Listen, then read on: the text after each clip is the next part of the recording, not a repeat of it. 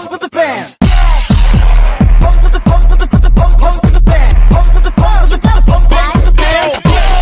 Pose with the bands. Halo teman-teman semuanya, kembali lagi dengan saya Melisa Endawati. Pada kali ini kita akan membahas mengenai remote access, baik itu remote router maupun switch. Nah, kabel yang bisa digunakan untuk meremote access itu kita pakai yang kabel konsol. Dari sini saya akan menambahkan PC dulu. Sini saya akan tambahkan PC di sini. Lalu kemudian di sini saya akan menggunakan kabel konsol ini yang warna biru dari router. Di sini kita pilih yang konsol, kemudian kita hubungan ke PC. Kita pakai yang RS232.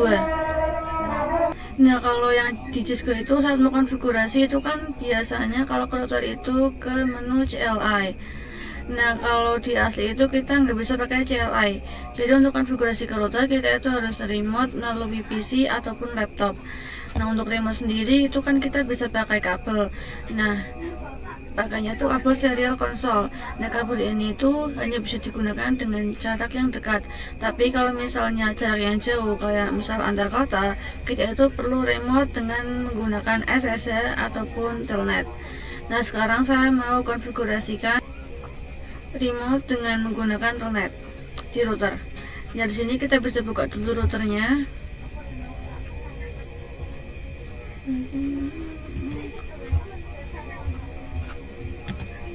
Dari sini kita bisa masuk ke enable, lalu kemudian di sini kita ketikkan conft, lalu kemudian di sini kita bisa ketikkan line VTY 0, kemudian tanda tanya. Nah, di sini kan ada tulisan angka 1 sampai 15. Nah, di sini saya akan pilih angka 2. Jadi untuk angka 1 sampai 15 itu kalian bisa pilih untuk range angkanya itu 1 sampai 15. Nah, maksud dari angka 2 ini adalah banyaknya device yang bisa meremote router satu ini. Nah, jadi nanti itu akan ada 3 device yang bisa remote. Karena kan 0, 1 dan juga 2. Kita bisa enter. Nah, lalu kita masukkan passwordnya. Nah, jadi kalau mau remote itu kita pasang password. Passwordnya sudah 2345. Lalu kemudian sini kita bisa ketik login. Lalu kemudian transport input Telnet. Nah, jadi untuk yang Telnet itu ada 3. Jadi kita tuh bisa pakai yang Telnet, SSH, dan juga yang out. Nah, maksud dari out itu kita bisa pakai yang Telnet dan juga yang SSH. Tetapi karena kita mau pakai yang Telnet, kita bisa ketikkan Telnet saja. Terus kemudian kita bisa exit.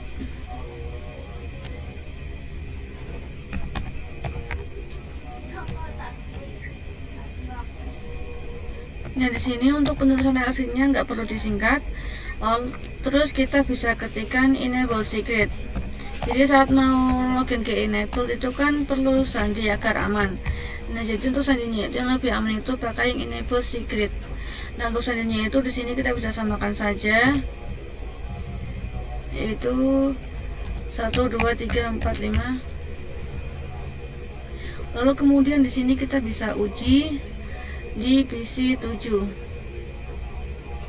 Nah, jadi untuk pengujian itu pastikan si PC yang mau dijadikan sebagai remote itu mempunyai IP secara DHCP. Terus kita di sini masuk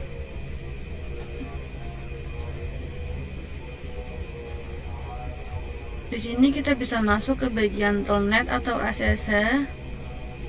Dan di sini kita bisa pilih yang Telnet. Kemudian untuk hostnya di sini kita akan pakai yang 10 10 10 1. Lalu kita coba untuk connect. Dari sini kita akan masukkan password yang tadi kita buat, yang password 1 2 3 4 5. Nah, ini passwordnya memang nggak kelihatan. Nah, lalu untuk masuk ke privilege, di sini kita bisa ketikkan N. Dari sini kita akan masukkan password yang enable secret-nya. Nah, jadi di sini kita sudah berhasil untuk masuk. Jadi untuk konfigurasinya di sini kita sudah berhasil di PC 7. Nah, sekarang kita akan coba telnet pakai username. Karena kalau misalnya telnet kayak tadi itu kurang aman. Jadi kita harus pakai username agar lebih aman. Sekarang kita konfigurasikan aja, kita masuk ke router. Lalu kemudian di sini kita bisa ketikkan username. Nah, di sini untuk namanya itu di sini saya akan pakai username Melissa. Lalu kemudian kita langsung saja ketikkan passwordnya. Nah, untuk passwordnya itu saya sama 12345. Lalu kemudian kita ketikkan line VTY 02. Terus kita bisa ketikkan login lokal. Nah, maksudnya itu kalau ada yang remote ke router, itu loginnya akan pakai yang username dan juga password. Nah, terus kita ketikkan transport input telnet. Nah, lalu kita akan coba remote dari PC 7. Di sini connection tabnya kita pakai telnet. Hostname-nya sama seperti tadi, 10 10 10 1. Lalu kita coba untuk connect. Nah, sekarang kita kan loginnya itu sudah pakai username. Untuk username-nya itu tadi saya menggunakan Melissa. Lalu passwordnya 12345. Terus kemudian kita masuk ke privilege. Lalu kemudian di sini kita juga disuruh untuk memasukkan password. Nah, selain telnet ada juga yang namanya SSH. Nah, jadi kan kita kalau pilih yang option type itu kita ada dua, ada SSH dan juga telnet. Nah, sekarang saya akan konfigurasikan agar kalau mau meremote itu bisa pakai yang SSH. Kalau pakai SSH itu sebenarnya lebih aman daripada yang telnet. Di sini kita akan coba buka router.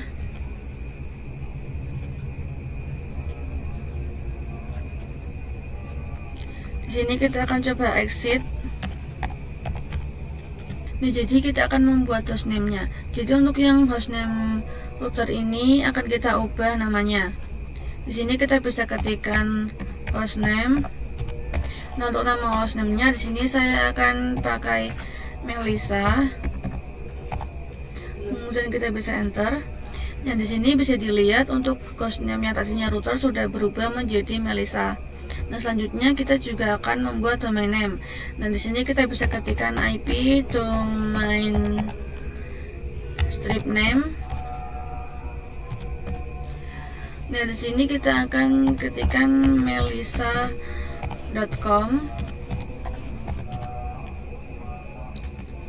Lalu kemudian di sini kita bisa ketikkan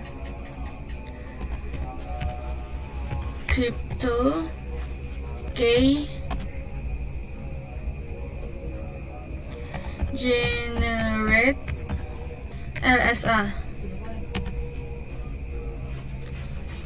Ya, di sini kita itu disuruh untuk memasukkan bits. Nah, di sini kita pakai yang 1024. Lalu kemudian kita ketik line VTY 02. Lalu kemudian kita ketikkan transport input SSH.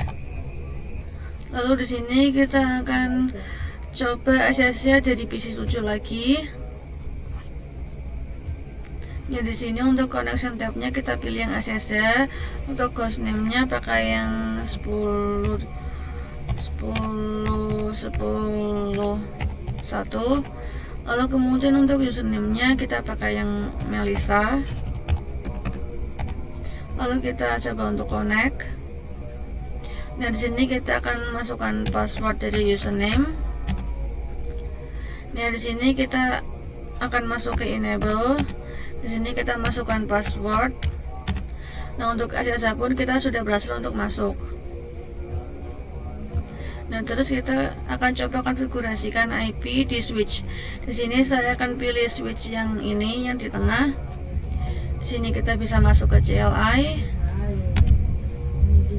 Terus kita bisa masuk ke privilege, kemudian ke conft. Nah, terus kita akan masuk ke VLAN 10. Nah, untuk masuk di VLAN itu bebas, tapi di sini saya akan masuk ke VLAN 10. Terus di sini kita bisa ketikkan IP address. Nah, untuk IP addressnya itu kita menyesuaikan VLAN-nya, karena kan di VLAN 10 kan dia pakai yang IP 10. Jadi di sini saya akan pakai yang 10.32. Lalu kemudian kita juga akan masukkan subnet masknya, yaitu 255.255.255.0. Terus kita akan tambahkan gateway-nya. Caranya itu kita ketikkan IP default strip gateway. Nah, untuk IP gateway-nya itu 10.10.10.1. Kemudian kita ketikkan do show IP interface brief. Dan di sini kan ada more, kita bisa klik spasi aja. Dan di sini bisa dilihat bahwa untuk di VLAN 10 untuk IP-nya sudah ada. Terus saya akan konfigurasikan untuk VLAN 20. Ya, di sini untuk VLAN-nya kita bisa ganti menjadi VLAN 20. Lalu kemudian kita ketikkan IP address-nya.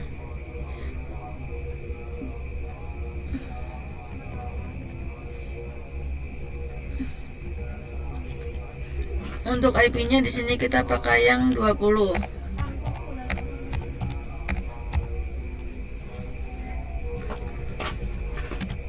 Kemudian kita ketik yang default gateway. Ya, di sini kita juga akan pakai yang 20. 20.1. Lalu kemudian kita akan coba cek lagi. Nah, di sini sudah ada yang VLAN 10 juga yang VLAN 20. Terus kita juga akan konfigurasikan SSH ke switch. Nah, kita akan mengganti nama hostname terlebih dahulu. Hostname. Untuk hostname-nya kita menggunakan nama yang sama saja, yaitu Melissa. Nah, sudah di sini jadi yang tadinya switch sudah berganti menjadi Melissa. Terus kita akan konfigurasikan IP domain strip name. Di sini kita samakan saja menggunakan yang melissa.com. Lalu kemudian konfigurasikan yang crypto key generate RSA. Ya, di sini sama 1024. Lalu kemudian kita ketikkan line VTY 02. Lalu kemudian kita ketikkan yang transport input. Kita pilih yang SSH. Kemudian kita ketik yang login lokal agar bisa muncul username dan password. Terus kemudian kita bisa exit. Di sini kita akan membuat enable secretnya. Nah, sekarang kita akan coba di PC 7. Nah, untuk connection tab-nya kita pilih yang SSH. Untuk hostname-nya di sini saya akan pakai yang 20.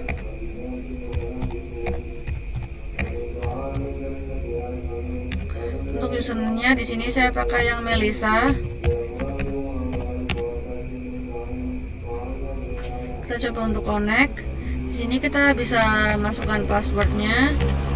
Lalu kita bisa enable, dan kita bisa masukkan passwordnya lagi.